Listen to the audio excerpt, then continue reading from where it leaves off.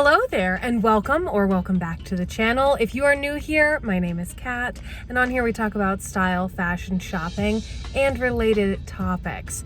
Today we're going on a thrifting adventure, and because during my last thrifting adventure I got a lot of comments about I'm coming back to the same Goodwill location, and this location has all of their fitting rooms closed. So we're going to talk about that a little bit in this video, how I get around that, how I make sure I don't buy things that aren't going to work for me at all. So I'm going to share some of my tips throughout, and we're also just going to see what we see if there's some cool things. This is probably my favorite location that I've ever been to, but certainly my favorite location in my area. Because it just has really unique things. Sometimes there are fun vintage items, dance clothes, like all the most fun things. So we're gonna see what's in here. If you enjoy the video and are having a fun time, be sure to subscribe, hit that like button, hit that bell icon so that you know when the next video is going to come out.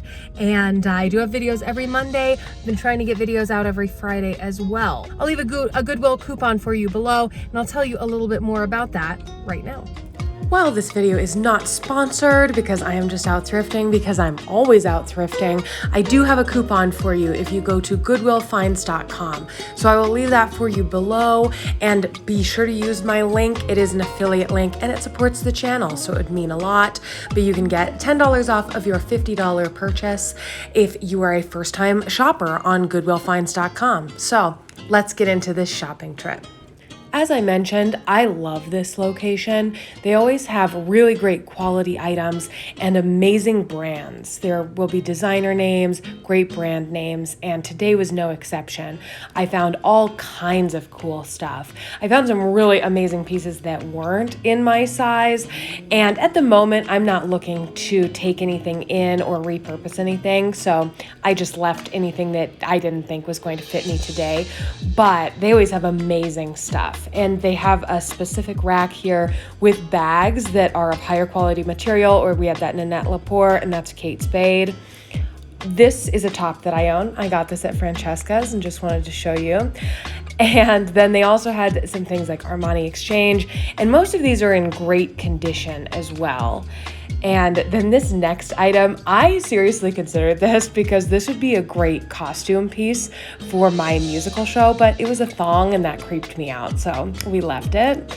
This I thought was very interesting, and I actually picked this one up to try it on later on, which, as I mentioned, we'll talk a little bit about trying things on at a location without a fitting room in a minute.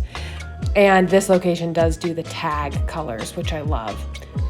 I think that different locations could kind of fit different people's aesthetics and what you're looking for.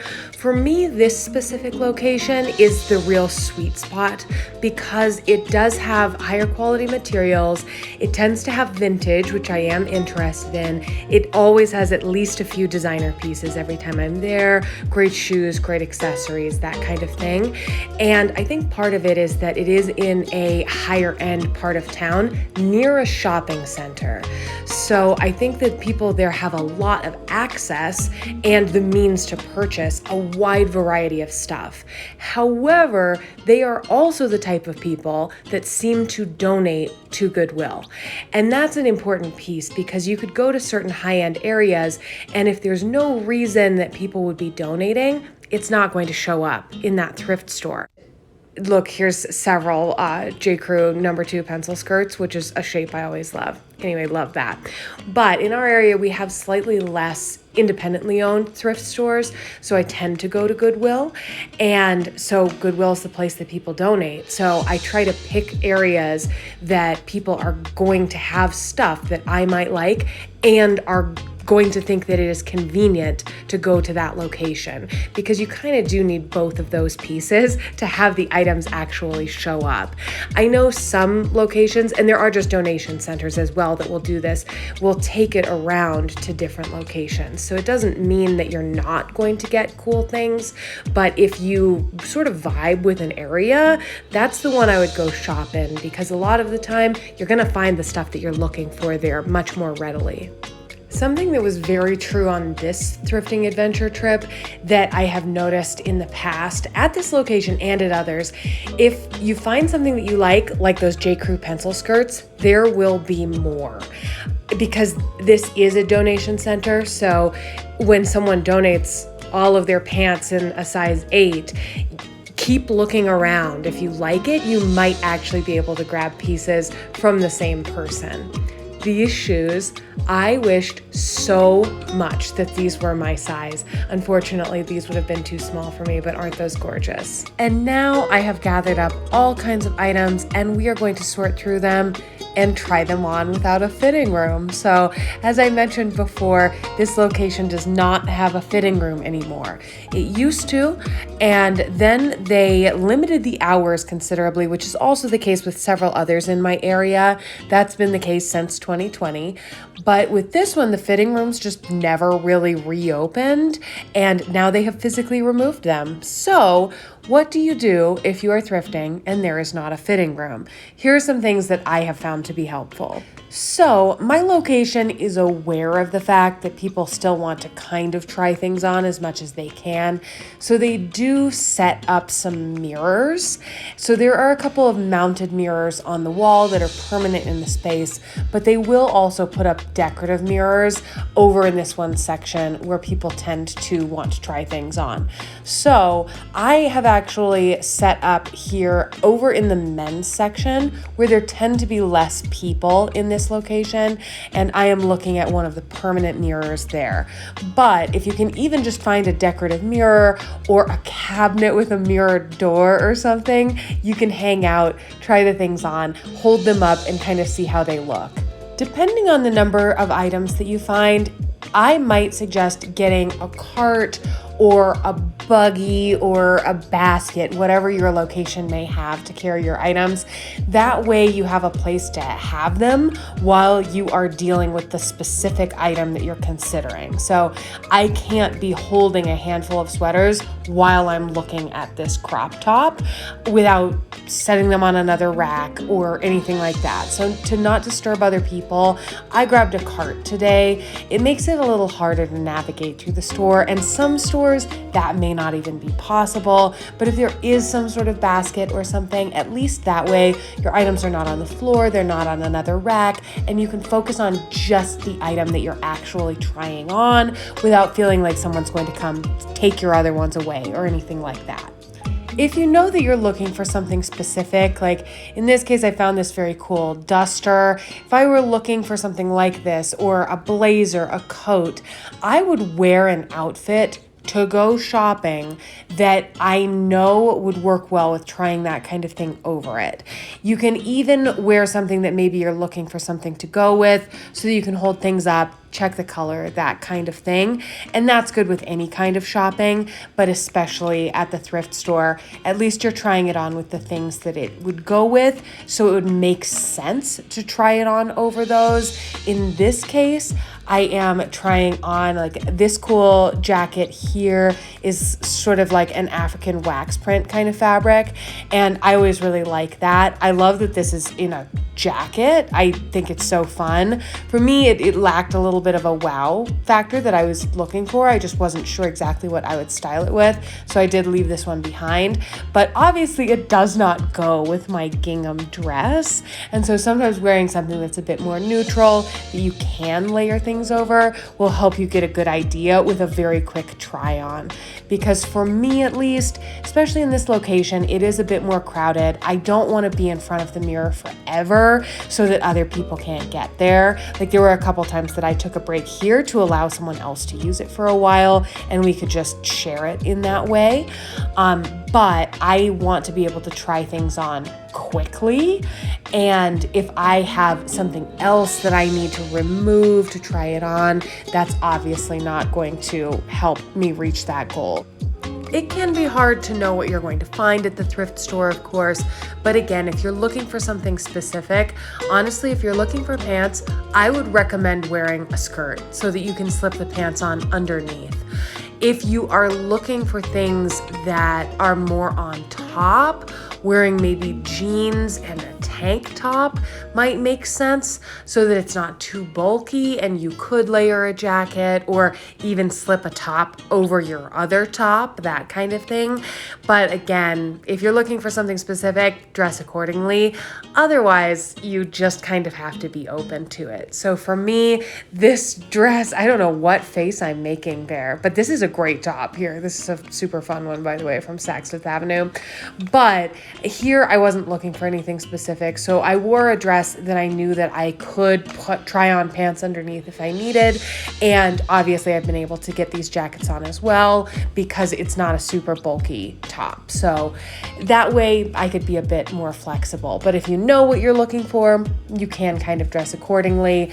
I used to always wear jeans and a tank top, but it's very difficult then if you find jeans, if you find a trouser, you can't put pants on over your jeans. And I guess you could, but it's not going to represent the fit very well. And so it makes a lot more sense to wear something like I'm in a midi skirt today. A midi skirt is great because you can slip it on without feeling like you're not going to be able to see it underneath this long skirt, but you still have a bit of coverage there so that you aren't in a mini or something super tight. So this dress is also a little bit loose on me, and so that made it a lot easier to be able to slip some things on and get a better idea of what the silhouette might be. I have some friends that swear by the rule of stretching a waistband around your neck. So like you have a skirt, so it's folded over essentially. It's like flat like a skirt would normally sit. You pull it around your neck, and if the waistband reaches around your neck pretty comfortably without way too much fabric or not making it all the way, then it might fit your waist. It's kind of one of those wingspan height kind of things where for some people it just simply does not work, but for a relatively good number of people, that actually can be an okay rule to follow. I would, of course, check that with something that fits you at home before you go and start doing that at the thrift store. But if you find that that works, that is a great way to check without having to try every single thing on, especially if it's a brand that you're pretty familiar with, but you just want to make sure on that specific item.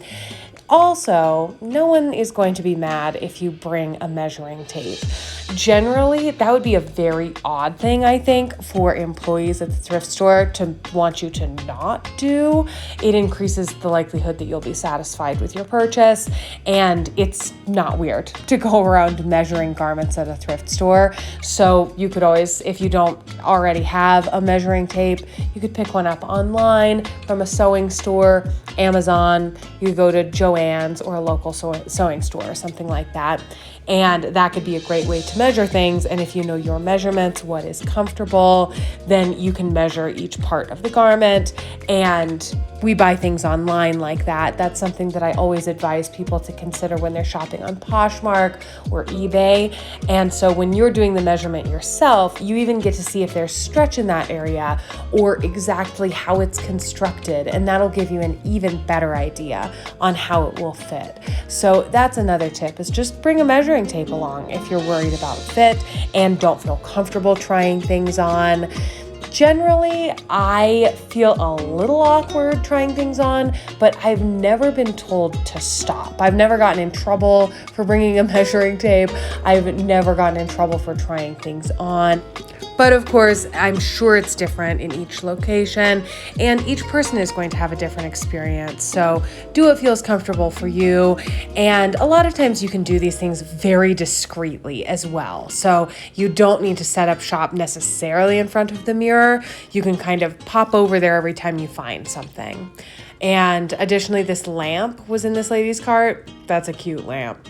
But the last thing I'll say about shopping at a spot without dressing rooms is just be sure of what the return policy is before you make your purchase. And I might even ask what the return policy is before I even started looking around, just so that you know what you're dealing with and are happy with what you get. All right, friends, it's mission successful. I got more than I probably should have, but all the ones that really stood out to me, except for maybe one, they all seemed to kind of do double duty as either something that I would wear or over as a costume. So if they don't end up fitting me in a way that I feel like is flattering or comfortable, I can always repurpose them for one of my shows. So that's always nice. And pretty much everything was like $4, $5 or less. So not a huge risk, especially since I know I'll get some use out of it for sure. So this is what I ended up getting on the thrifting adventure. The theme was really crop tops. Picked up this one. It is the A New Day brand from Target. And that one, remember, was $6. Really nice, and it's got the ruching stretch elastic in the back, so that was fabulous. Another crop. This was the one that I tried on over my dress, and I just like that. I feel like it's giving Y2K vibes, and I'm into it. This one was actually Forever 21. Oh yeah, and that one was $4.99. This one was about the same, $3.99, and I just love the contrast on that. This one is a vintage vest with these sequins. It's got this cool vintage tag. The person who helped ring me up really enjoyed this one. That was great. And she told me that at that location, they get lots of brand new in the box, unused coffee makers. And she thinks it's because it's in the rich area. And I was like, yeah, probably. They have a lot of coffee makers, apparently. But yeah, just to my point about shopping at a specific location, that location, when it has furniture, it's interesting, but it doesn't have a lot. And so just picking your location based on what you hope to find, I think is a great strategy.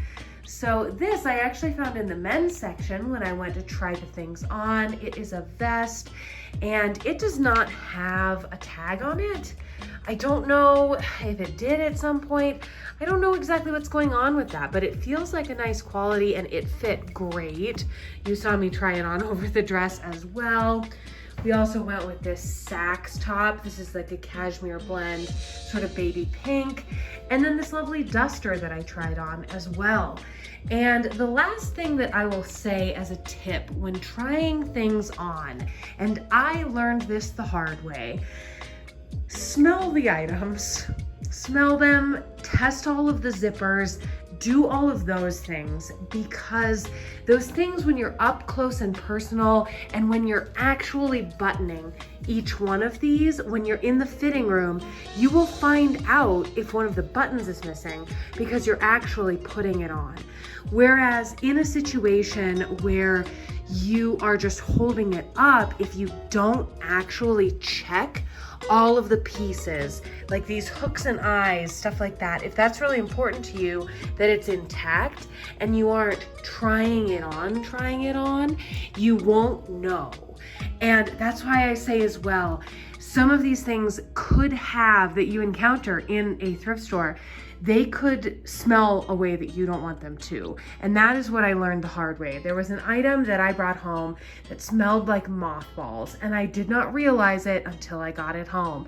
And unfortunately, I had it next to some other items. And so then I had to treat them for that as well. And the item in question, it could not be salvaged. Unfortunately, it was that bad. And what's astounding is that I held it up to me, I looked at it, but not actually putting it on. I didn't realize that that was the case, that it was going to be that big of a problem. And so I would just say, check that out if you can. Also, here's the price on that guy and this guy in case you wanted a reminder. Some pretty good deals here. And as I said, lots of these can be sort of doubly purposed, both for costume stuff and for real life as well. But yes, you want to actually interact with the items in that same way that you would if you were fully trying it on in a traditional sort of sense. That way, if there's anything weird, you know before you purchase it. So that is what I've got for you today. If you enjoyed it, be sure to subscribe, stick around. We will certainly be thrifting again. And I have a lot of other shopping advice, try on videos, all of that stuff coming down the road for you soon. So be sure to like the video, hit that bell icon so that you know when the next one comes out. And thank you so much for hanging out with me today. Let me know which of these items is your favorite. and I will see you next time. Bye.